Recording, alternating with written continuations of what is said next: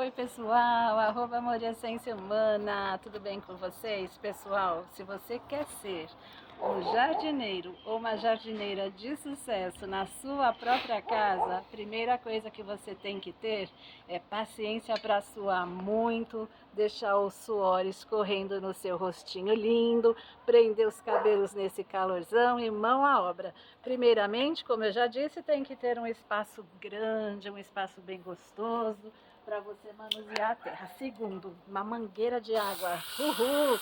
Sem isso aqui você não faz nada. Tem que estar sempre regando suas plantinhas, aguando. E depois, por último, você tem que ter uma pazinha pequena, que é coisa de mulher chique, e depois um rastelinho à mão para você fazer tudo que você precisa. Gostou? Então vem comigo. Sempre que eu puder, vou estar aqui plantando com vocês.